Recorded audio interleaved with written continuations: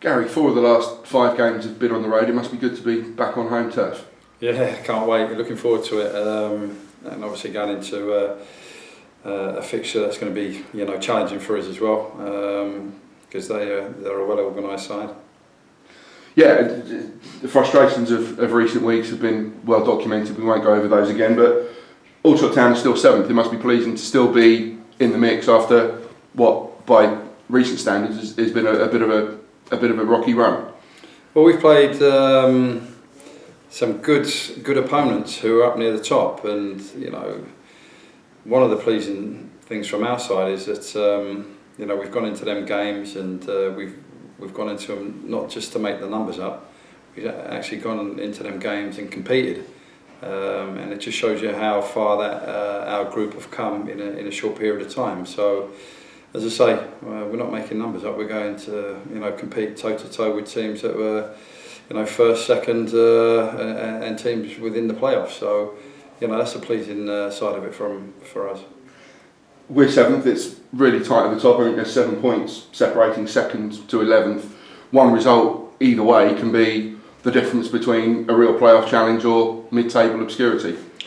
Yeah, within one fixture, you can go from where we are to going up the table, or go into mid-table, but you're not judged come the middle of November or early parts of December. We know where we'll be come the last fixture of the season, and that's when we should look back and reflect on how the season's gone. But it's very tight, very close. You lose 2 or 3 on the trot and you're mid-table, or you win 2 or 3 on the trot and you put yourself in a playoff position. Macclesfield, I think, have had a similar run of fixtures to Aldershot Town. They're one of the teams that have fallen down in this tight run. They're not in great form, 6 without a win, but they've drawn at Dagenham and Barrow recently. A tough game, obviously. What do you expect from them? A tough game, yeah. You say that about their run of results, but they're a well organised side. They're a good side. They've got experience within their group, and it's going to be a tough task for us. Let's not get away from it. They're a good side, and I'm a great believer in runs. You're closer either to a win or you're closer to a defeat. So we want to make sure we get a win Saturday.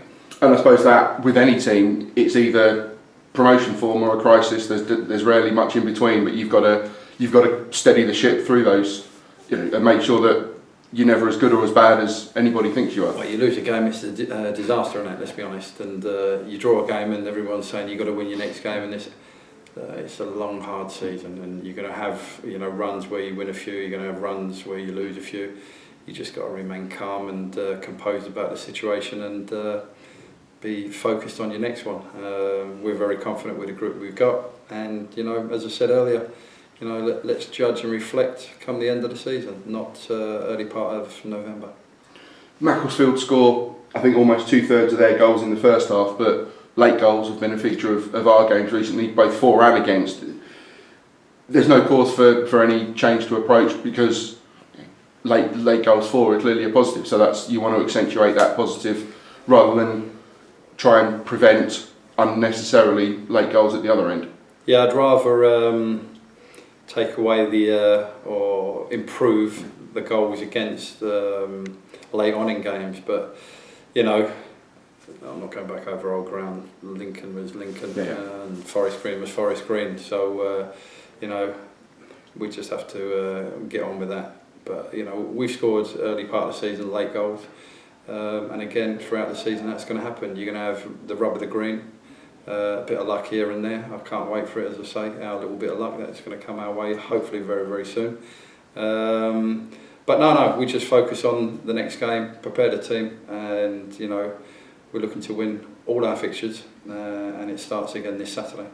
And as always, a strong start, maybe with Macclesfield being perhaps a first half team as well. Does it place extra emphasis on that at home, starting on the front foot?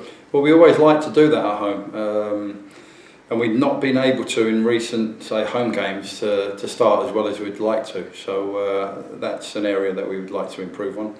Obviously with Macclesfield, starting well themselves, we've got to make sure that our concentration levels are good to begin with, but also the latter stages of the games, that also has to improve the concentration.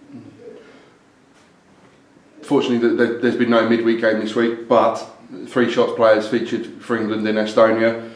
Great experience and personal recognition for them. Fantastic for them. Delighted for for the 3 lads that played. Obviously, Jake now is an old campaigner at that level, but pleased for him. He deserves it. His performance has been very good. Nick Arnold, delighted for Nick because he's got the recognition that he deserves really. But he's been playing as a left back for us. In games he's been in and out of the side. He's done very, very well when he's played.